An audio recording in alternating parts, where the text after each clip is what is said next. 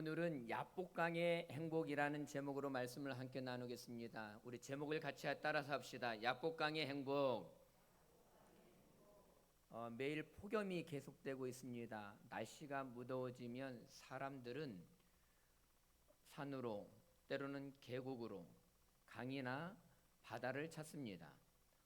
오늘 저는 여러분을 성경의 한 강가로 안내하고자 합니다. 야복강입니다.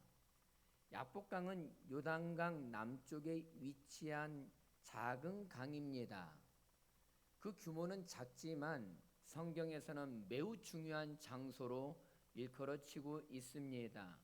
왜냐하면 이 야복강에서 한 사람의 인생이 새로워졌기 때문에 그렇습니다. 두려워하던 사람이 믿음의 사람으로 바뀌어진 장소입니다. 야곱이라고 하는 사람이 이스라엘로 변화되어졌던 장소가 야복강입니다. 여러분, 사람은 누구나 행복하길 원합니다. 그래서 더 많은 돈을 가지면 행복할 것이라고 생각합니다. 더 건강해지면 행복해질 것이라고 생각하기도 합니다. 또 내 삶에 문제가 없어지면 행복해질 것이라고 생각을 하기도 합니다.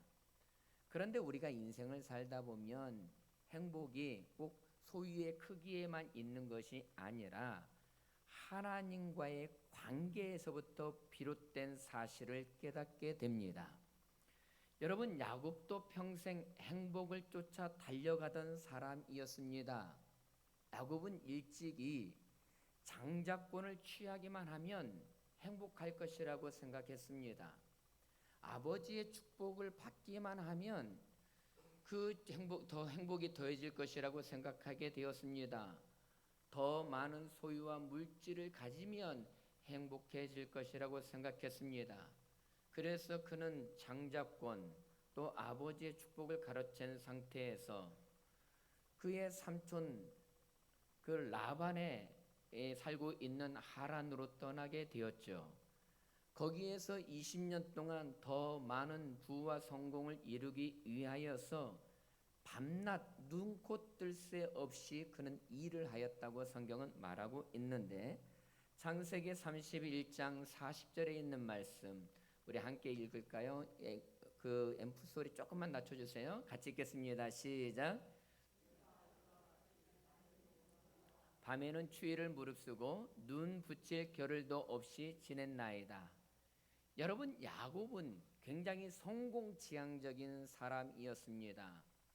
그가 맨몸으로 삼촌 라반의 집에 가서 그는 눈코 뜰 새 없이 열심히 일하여서 어느 정도 가정도 생겼고 아내와 자녀들과 많은 부를 누리게 되어서 그는 20년 만에 고향으로 다시금 돌아오게 되었습니다. 야곱은 소유가 많아지면 행복하고 평안할 것이라고 생각했는데 이게 웬일입니까?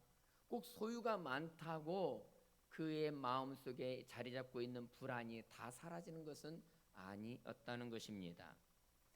여러분, 이제 드디어 야곱은 야복강에 머물게 되었는데 형이 이제 자신을 여전히 복수심에 불타서 죽이려고 한다는 소식이 들려왔습니다.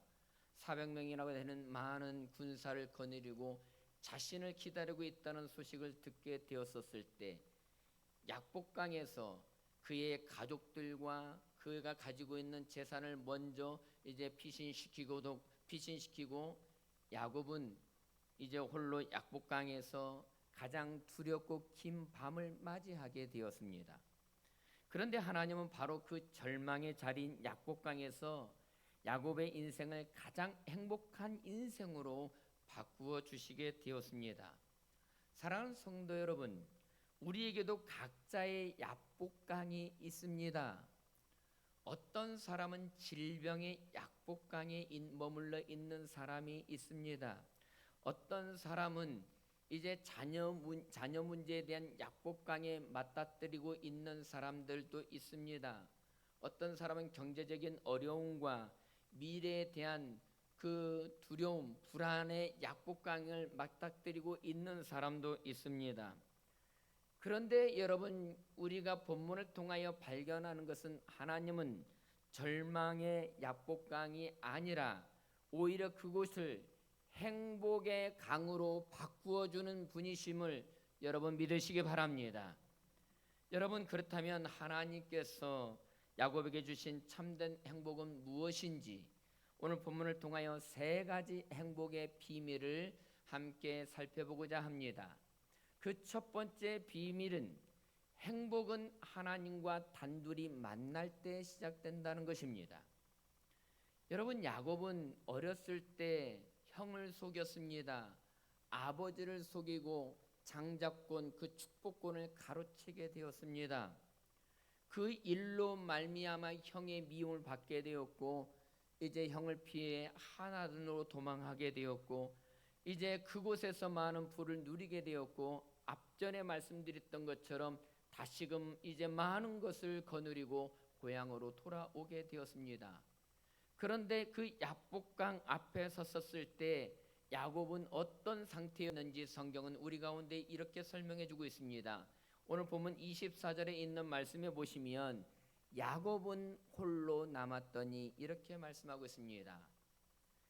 여러분, 다 떠나고 어두캄캄한 지륵 같은 밤에 야곱은 홀로 남아 있었다고 성경은 말씀하고 있습니다. 단순히 그가 홀로 있고 싶어서 혼자 된 것이 아니라 하나님께서는 의도적으로 야곱을 홀로 두게 하셨다는 것입니다.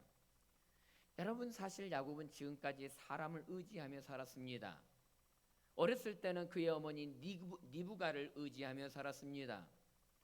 또한 자신의 똑똑한 머리를 의지하기도 했었고, 재산을 의지하기도 했었고, 자신의 어떤 기술과 방법을 의지하며 지금까지 살아왔습니다. 어느 정도 이제 성공을 거두기도 했습니다. 그런데 하나님께서는 그가 지금까지 붙들고 살았던 것들, 지금까지 의지하며 살았던 것들, 그 모든 것을 뒤로 하게 하고 이제 모든 것을 야복강에서 내려놓게 하셨다는 것입니다. 가족도 강을 건너게 하고 그가 가지고 있었던 재산도 강을 건너게 하고 오직 하나님과 야곱만 둘만 남게 하였다는 것입니다. 왜 그런가? 하나님께서는 사람을 변화시킬 때 먼저 하나님과 우리 자신들, 하나님의 은혜를 베풀고자 하는 사람들과의 독대하는 자리를 만들어 가신다는 사실을 주목해야 된다는 것입니다. 그러기에 우리는 우리의 삶 속에서도 하나님과 나 사이에 1대1로 만나는 시간이 있어야 된다는 것입니다. 여기서 야복강에서 야복이라고 하는 뜻이 어떤 뜻을 가지고 있느냐?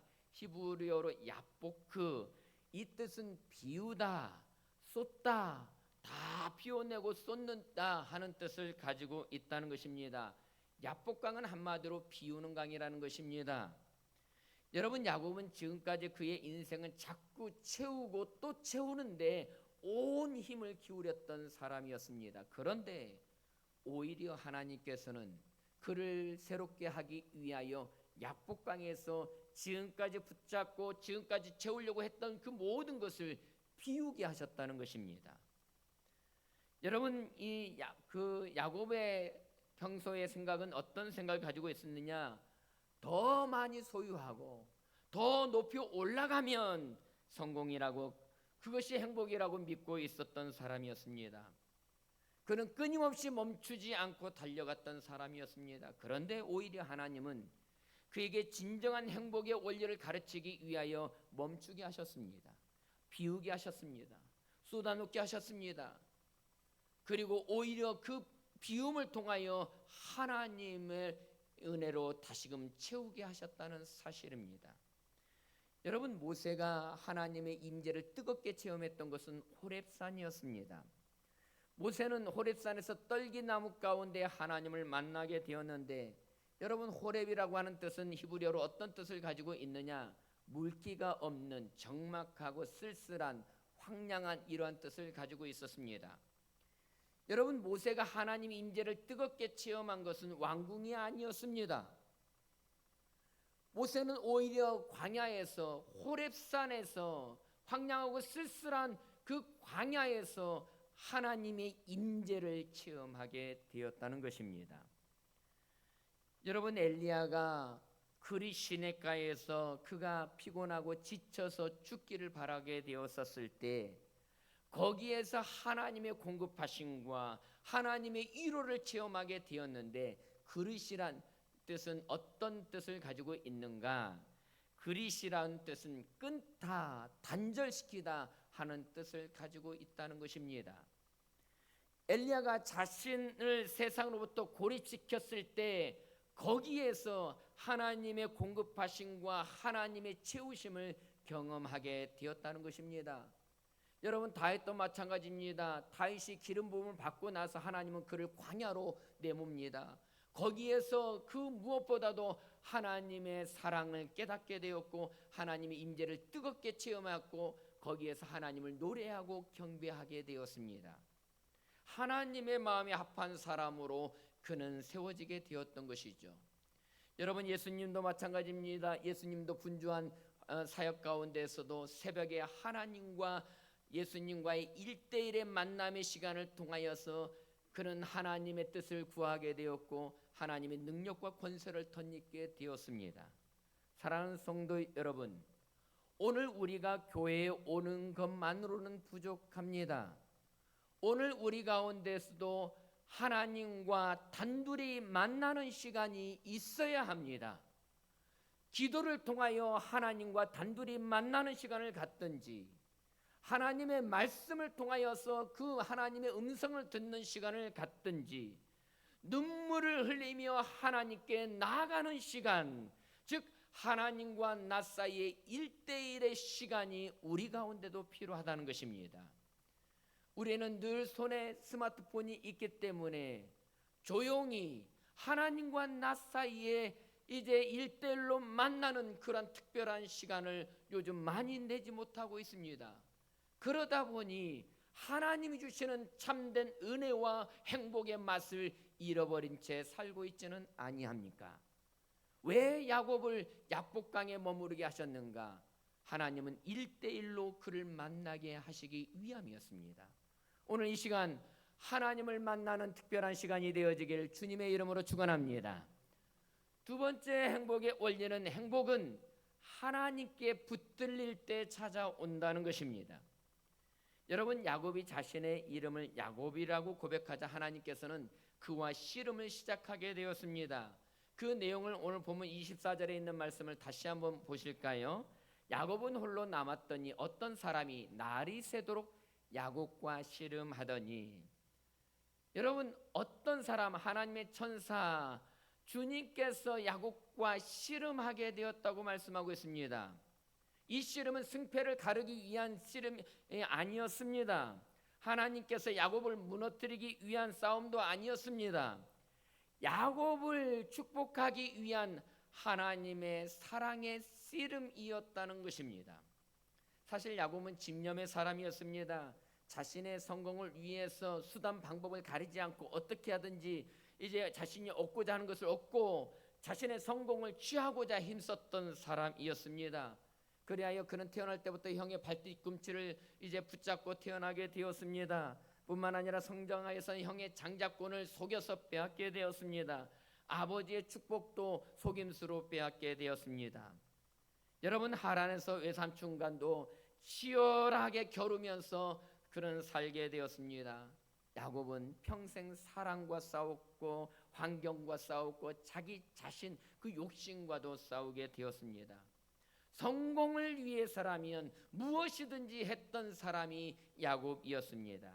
그런데 오늘 성경에 보니까 야곱이 날이 새도록 씨름하고 싸웠다 이렇게 말씀하고 있습니다. 이것은 무엇을 말합니까?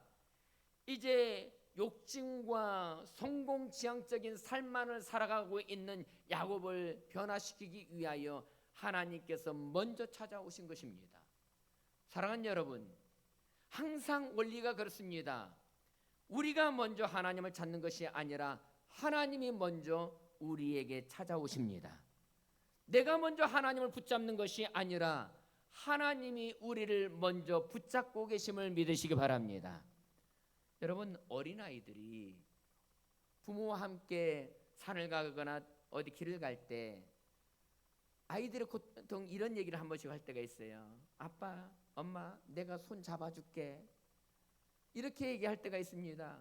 그런데 사실은 아이가 엄마, 아빠 손을 잡는 것보다 부모가 그 아이 손을 붙잡고 걷는 것이 훨씬 안전합니다. 여러분, 우리가 하나님의 손을 붙잡는 것도 중요하지만 더 중요한 것은 하나님이 우리의 인생을 붙잡아 줄 때 거기에 행복이, 거기에 평안이 있다는 것입니다. 중요한 것은 너무 바쁘게 살다 보면서 하나님 붙잡고 살던 손을 놓아버리는 것이 우리의 인생의 비극이라는 것입니다. 왜 하나님께서 밤새도록 씨름하게 하셨을까요? 하나님께서는 야곱이 그가 갖고 있는 시야를 바꾸기 위함이었다는 것입니다. 그리하여 이제 하나님께서는 야곱의 환도뼈를 치게 되었습니다. 가장 중심을 잡아야 되는 그의 환도뼈를 치니까 야곱은 절뚝거리게 되었습니다. 여러분, 환도뼈를 쳤다는 이야기는 무엇을 의미할까요? 야곱이 그동안 자기 힘으로, 자기 노력으로, 자기 열심으로 성공하겠다고 하는 그 교만을 깨뜨리신 것입니다. 자기 주장, 자기 의지, 자기 확신을 하나님께서 철저히 깨뜨리시게 되었다는 것입니다. 여러분, 고집 피웠던 야곱을 깨뜨리시며 이제 야곱으로 하여금 너는 하나님이 붙잡아 주시지 않으시면, 하나님의 은혜가 아니면 살 수 없는 존재라는 사실을 각인시키기 위하여 그들을 깨뜨리게 되었다는 것입니다. 여러분, 세상에서 가장 위험한 것이 무엇인가? 그것은 자기 힘만을 믿고 살아가는 것이라 할 수 있습니다.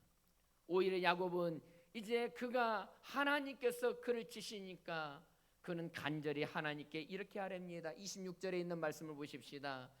야곱이 이르되 당신이 내게 축복하지 아니하시면 가게 하지 아니하겠나이다.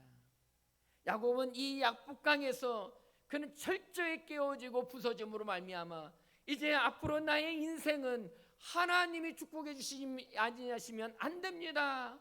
하나님이 도와주시지 아니하시면 안 됩니다. 하나님이 지켜주시지 않으시면 안 됩니다. 이 고백을 하고 있는 것입니다. 여러분, 하나님은 왜 야곱을 깨뜨리셨을까요? 하나님은 왜 우리의 힘을 꺾으실까요? 우리의 힘이 너무 강하면 하나님의 능력이 머물 자리가 없기 때문에 하나님은 우리의 힘을 종종 꺾으실 때가 있습니다. 하나님은 우리의 능력을 빼앗기 위함이 아니라 오히려 하나님의 능력으로 채우시기 위하여 우리로 하여금 우리를 깨뜨리실 때가 있다는 것입니다. 여러분, 그러기에 신앙생활의 성숙은 내가 더 강해지는 것이 아니라 하나님, 단 하루도 하나님 없이는 나는 살 수 없습니다. 하나님의 은혜 없이는 살 수 없습니다. 주님이 나의 삶의 목자가 되어주시고 하나님이 우리의 삶과 가정을 지켜주셔야만이 살 수 있습니다. 우리가 이 고백을 하기 위함입니다. 하나님은 그 고백 위에 하나님은 우리를 붙잡아 주시고 채워주신다고 말씀하고 있습니다. 이사야 41장 10절은 이렇게 말하고 있습니다. 두려워하지 말라, 내가 너와 함께함이니라. 놀라지 말라, 나는 내 하나님이 됨이니라. 내가 너를 굳세게 하리라. 참으로 너를 도와주리라. 참으로 나의 의로운 오른손으로 너를 붙들리라. 사랑하는 여러분, 하나님이 우리를 붙잡아 주셔야만이 안전합니다. 시편 37편 24절에서는 넘어지나 아주 엎드러지지 아니함은 여호와께서 그의 손으로 붙드심이라. 넘어진 자를 주님이 붙들어 주실 때 다시금 일으켜 세워 주신다는 것입니다. 사랑하는 성도 여러분, 우리의 인생의 행복은 하나님이 나를 붙들어 주실 때 거기에 참된 행복이 있습니다. 오늘 이 시간 모두가 다 우리의 교만, 우리의 힘을 내려놓고 하나님께 온전히 붙잡힌 바 되어 살아가는 저와 여러분이 되시길 주의 이름으로 축원합니다. 마지막으로 세 번째 행복은 새로운 사람이 될 때 완성된다는 것입니다. 야곱의 인생에서 가장 큰 기적은 무엇인가? 그가 재산이 많아진 것이 아닙니다. 나중에 형 에서와 화해한 것이 아닙니다. 야곱의 인생에서 가장 큰 기적은 야곱이 새로운 사람으로 변화되었다는 사실입니다. 여러분, 밤새워 씨름하던 야곱에게 하나님께서 그에게 질문을 던집니다. 오늘 보면 27절에 보니까 내 이름이 무엇이냐? 그러자 야곱은 대답합니다. 야곱입니다. 야곱이 무슨 뜻입니까? 발뒤꿈치를 붙잡는 자, 속이는 자, 자기 힘으로 살아가는 자, 그 뜻이 바로 야곱입니다. 그런데 오히려 이제 야복강 나루에서 하나님은 야곱에게 이렇게 선언하고 계십니다. 그 내용이 오늘 보면 28절인데 우리 28절은 함께 크게 읽도록 하겠습니다. 같이 시작. 그가 이르되 내 이름을 다시는 야곱이라 부를 것이 아니요 이스라엘이라 부를 것이니 이는 내가 하나님과 및 사람들과 겨루어 이겼음이니라. 여러분, 야곱의 이름을 바꾸어 주십니다. 이스라엘. 이스라엘은 어떤 뜻을 가지고 있느냐? 하나님이 다스리는 사람, 하나님을 의지하는 사람, 이것이 바로 이스라엘입니다. 사랑하는 여러분, 하나님은 야곱의 환경을 먼저 바꾸지 않으셨습니다. 에서는 여전히 400명의 군사를 거느리고 자신을 쫓아오게 되었습니다. 상황은 하나도 달라지지 않았습니다. 그러나 하나님은 상황보다 야곱을 이스라엘로 변화시켜 주셨다는 사실입니다. 이것이 하나님이 일하는 방식입니다. 지금 현재 우리의 환경은 하나도 바뀌어지지 않을지 모르겠습니다. 그러나 하나님은 먼저 우리가 야곱이 아니라 이스라엘로 변화되어지기를 원하시고 있다는 것입니다. 사랑하는 성도 여러분, 우리는 자꾸 환경이 바뀌면 행복할 것이라고 생각합니다. 직장이 바뀌면 행복할 것이라고 생각하기도 하고, 건강이 회복되면 행복할 것이라고 생각하기도 하고, 자녀가 잘 되면 행복할 것이라고 생각합니다. 물론 행복하지요. 그러나 먼저 하나님은 우리의 마음이 먼저 변화되어지길 원하시고 있다는 것입니다. 그래서 우리의 믿음을 바꾸시고 우리의 정체성을 바꾸신다는 것입니다. 사랑하는 여러분, 참된 행복은 환경의 변화가 아니라 존재의 변화에서 찾아온다는 사실을 기억하십시오. 야곱은 그리하여 그곳 이름을 무엇이라고 짓고 있느냐? 분이엘이라 이렇게 짓게 되었습니다. 오늘 보면 30절에 있는 말씀을 보십시오. 그러므로 야곱이 그곳 이름을 분이엘이라 하였으니 그가 이르기를 내가 하나님과 대면하여 보았으나 내 생명이 보존되었다 함이더라. 사랑하는 여러분, 야곱은 그 전에는 사람의 얼굴만 바라보며 살았습니다. 형의 얼굴을 바라보며 두려워하게 되었고, 아버지 이삭의 얼굴을 속이게 되었고, 외삼촌 나반의 얼굴을 의식하며 살게 되었습니다. 그런데 이제 분이엘, 하나님의 얼굴이란 뜻을 가지고 있는 분이엘, 하나님의 얼굴을 바라보며 야곱은 살게 되었다는 사실입니다. 여러분, 신앙이 무엇입니까? 사람의 눈치를 보며 사는 것이 아니라 하나님의 얼굴을 바라보며 사는 삶, 이것이 바로 신앙입니다. 그래서 다윗은 그의 신앙 고백을 이렇게 하고 있습니다. 시편 62편 1절에서 나의 영혼이 잠잠히 하나님만 바라며 나의 구원이 그에게서 나는도다, 이렇게 말씀하고 있습니다. 시편 65편 5절에서도 나의 영혼이 잠잠히 하나님을 바라보며 물은 나의 소망이 그에게서 나오는도다. 나의 구원, 나의 소망이 하나님께서 나오기 때문에 하나님을 바라보는 다윗의 고백을 보십시오. 사랑하는 여러분, 오늘 이 시간 사람을 바라보기보다, 환경을 바라보기보다 다윗처럼, 야곱처럼 하나님을 바라보는 여러분이 되시길 주님의 이름으로 축원합니다. 사람을 바라보면 실망할 때 있습니다. 낭망할 때가 있습니다. 절망할 때가 있습니다. 그러나 하나님 바라보면 우리에게 희망과 소망이 있습니다. 그러기에 하나님의 사람들은 환경과 사람 의지하기보다 하나님을 의지하고 하나님 바라보는 사람들이 되어야 된다는 것입니다. 우리 주변에 있는 사람들 바라보다 보면 좋을 때는 괜찮은데 섭섭할 때는 실망하게 되고 속상하게 되고 미워하게 됩니다. 그런데 하나님 바라보게 되면 거기에 구원이, 거기에 소망이, 거기에 행복이 있다는 사실입니다. 사랑하는 여러분, 하나님께서는 오늘 우리 가운데도 묻습니다. 내 이름이 무엇이냐? 그러면서 우리의 이름을 변화시켜 주시고 우리의 삶이 변화되어지길 원하고 있습니다. 야곱이 하나님을 만나고 난 다음에 어떻게 되었는가 아름다운 장면으로 마무리하고 있습니다. 31절에 있는 말씀을 보시면 그가 분이엘을 지날 때에 해가 돋았다 그랬습니다. 그가 하나님을 만났을 때에 아침 햇살이 찬란하게 비치게 되었습니다.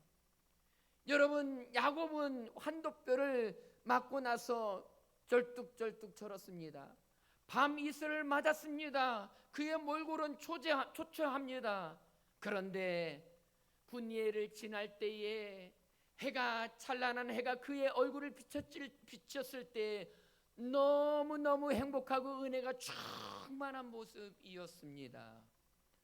이 모습은 그가 소유를 많이 가졌을 때보다도, 그가 성공했을 때보다도 가졌던 그런 표정이 아니었습니다. 그 무엇보다도 하나님의 얼굴을 바라봄으로 말미암아 주어지는 그 찬란한 빛이었습니다. 사랑하는 여러분, 야복강은 야곱에게 가장 두려운 장소였습니다. 그런데 그 장소가 가장 행복한 장소, 축복의 장소로 바뀌게 되었습니다. 우리의 인생에 지금 야복강은 무엇입니까? 질병입니까? 자녀의 문제입니까? 미래의 문제입니까? 경제적인 문제입니까? 하나님께서는 그 야복강이 절망의 강이 아니라 행복의 강으로 바꾸어 주시는 분이심을 여러분 믿으시기 바랍니다. 그 약복강에서 하나님을 만나고 하나님께 붙잡힌 바 되어지고 우리의 삶이 새롭게 변화되어짐으로 말미암아 날마다 하나님의 은혜 가운데 행복과 기쁨이 넘쳐나는 삶을 살아가는 우리 전주 갈릴리교회 모든 성도들이 되시길 주님의 이름으로 축원합니다.